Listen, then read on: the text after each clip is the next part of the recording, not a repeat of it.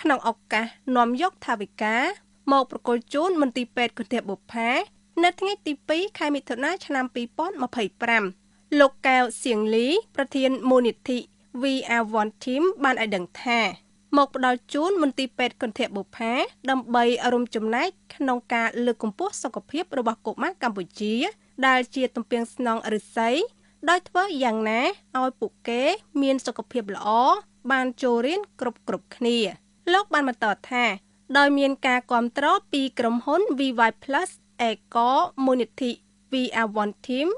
តែងតែធ្វើសកម្មភាពជួយដល់សង្គមមានដូចជាវិស័យសុខាភិបាលអប់រំនិងបរិស្ថានហើយសមាជិកក៏បានបរិច្ចាគឈាមក្នុងមួយឆ្នាំចំនួន3ដងដល់មជ្ឈមណ្ឌលផ្ដល់ឈាមកម្ពុជាផងដែរជាមួយគ្នានេះតំណាងឲ្យមូលនិធិ VR1 Team